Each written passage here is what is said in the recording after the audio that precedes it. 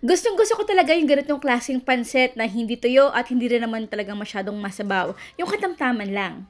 Tara, wala na patumpik-tumpik pa dahil ngayong araw na ito ay gagawa tayo ng pansit habhab. Kain po tayo ng napakasarap na pansit habhab. Suka. Wow. Gulay na repolyo ang karaniwan talaga na pinasasahog natin sa pansit. Pero dito sa pansit habhab ay kakailanganin natin ng pechay. So ito ay hiwain lang according sa gusto ninyo at hugasan.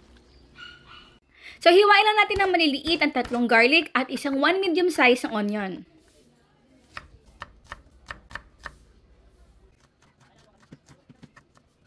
Kakailanganin din natin ito ng karot at hiwain lang din ito ng maninipis at mahaba at ng kinchay. Ang kinchay mas maganda kung ito ay tatadta rin.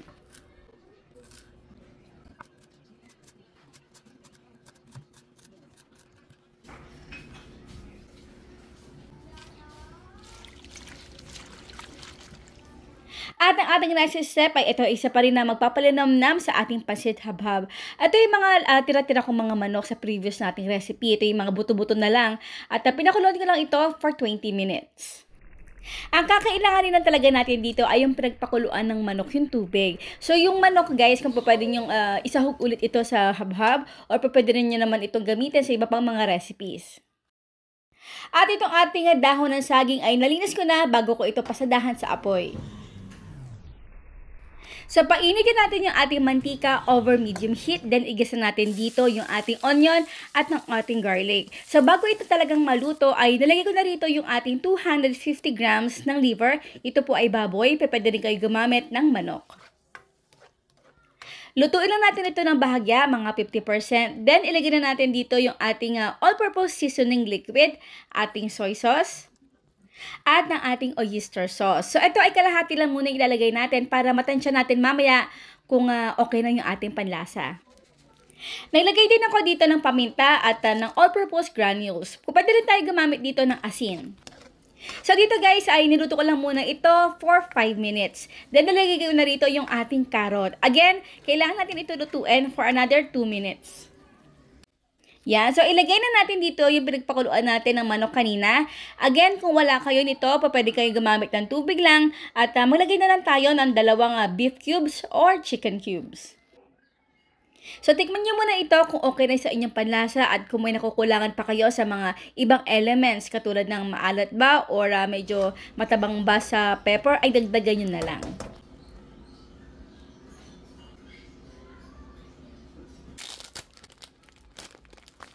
Yan. So, ito guys, ay ilalagay ko na yung ating pansit habhab noodles ng 250 grams. So, make sure na kumukulo na talaga yung ating liquid dito.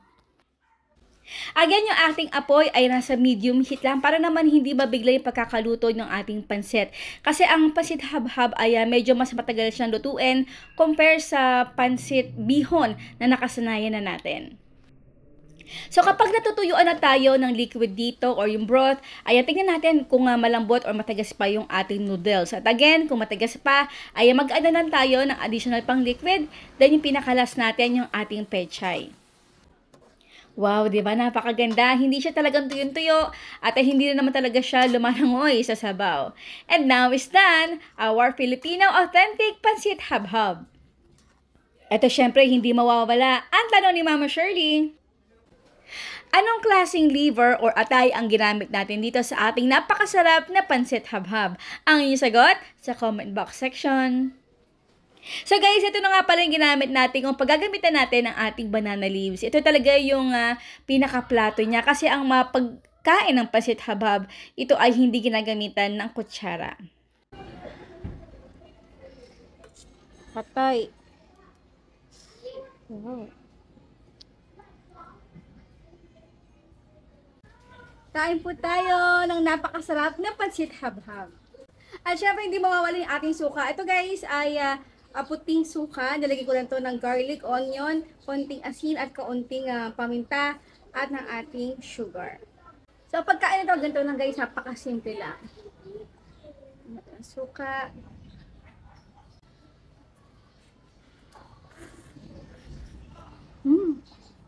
Grabe. Ito talaga guys, napaka-authentic na Filipino pancit. Ang sarap, grabe.